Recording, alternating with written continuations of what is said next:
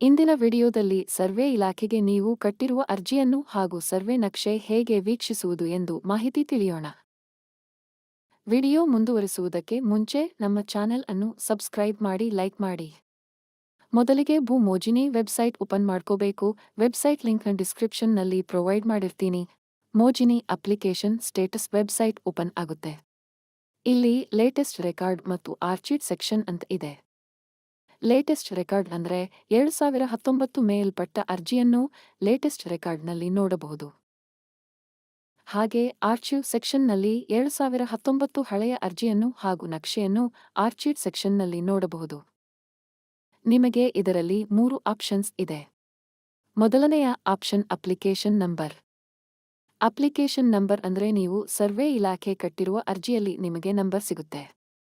ಅರ್ಜಿ ನಂಬರನ್ನು ಉಪಯೋಗಿಸಿ ನಿಮ್ಮ ಅರ್ಜಿಯ ಸ್ಥಿತಿಯನ್ನು ನೋಡಿಕೊಳ್ಳಬಹುದು. ಹಾಗೆ ಅಳತೆ ಮುಗಿದಿದ್ದರೆ ನಿಮಗೆ ನಿಮ್ಮ ಜಮೀನಿನ ನಕ್ಷೆ ನೋಡಿಕೊಳ್ಳಬಹುದು. ಮುಂದಿನ ಆಪ್ಷನ್ ಮೊಬೈಲ್ ನಂಬರ್. ನೀವು ಅರ್ಜಿ ಕಟ್ಟುವಾಗ ಕೊಟ್ಟಿರುವ ನಿಮ್ಮ ಮೊಬೈಲ್ ನಂಬರ್ ಆಧಾರದ ಮೇಲೆ ನಿಮ್ಮ ಅರ್ಜಿಯನ್ನು ಹುಡುಕಬಹುದು. ಕೊನೆಯ ಆಪ್ಷನ್ ಸರ್ವೆ ನಂಬರ್.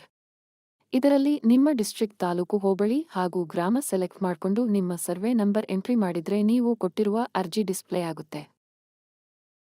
ಡಿಸ್ಪ್ಲೇ ಆದ ನಂತರ ಟ್ರ್ಯಾಕ್ ಸ್ಟೇಟಸ್ ಮೇಲೆ ಕ್ಲಿಕ್ ಮಾಡಿದ್ರೆ ನಿಮ್ಮ ಅಪ್ಲಿಕೇಶನ್ ನಂಬರ್ ಮತ್ತು ನೀವು ಅರ್ಜಿ ಕಟ್ಟಿರುವ ದಿನಾಂಕ, ಅಳತೆ ಆಗಿರುವ ದಿನಾಂಕ ನೋಡಬಹುದು.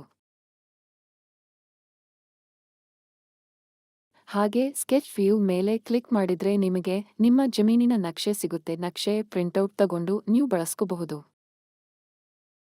ಅದೇ ತರ ನಿಮಗೆ ಸ್ಟೇಟ್ಮೆಂಟ್ ಕೂಡ ಸಿಗುತ್ತೆ. ನಿಮಗೆ ನೋಟಿಸ್ ಬೇಕು ಅಂದ್ರೆ ನೋಟಿಸ್ ಸೆಲೆಕ್ಟ್ ಮಾಡಿಕೊಳ್ಳಿ. ಹೇಳಿಕೆ ಅಥವಾ ಸ್ಟೇಟ್ಮೆಂಟ್ ಬೇಕು ಅಂದ್ರೆ ಸ್ಟೇಟ್ಮೆಂಟ್ ಕ್ಲಿಕ್ ಮಾಡಿಕೊಳ್ಳಿ, ಅದು ಡಿಸ್ಪ್ಲೇ ಆಗುತ್ತೆ. ಇದೇ ತರ ಉಪಯುಕ್ತ ಮಾಹಿತಿಗಾಗಿ ನಮ್ಮ ಚಾನೆಲ್ ಅನ್ನು ಸಬ್ಸ್ಕ್ರೈಬ್ ಮಾಡಿ, ಲೈಕ್ ಮಾಡಿ ಹಾಗೂ ಶೇರ್ ಮಾಡಿ. ಧನ್ಯವಾದಗಳು.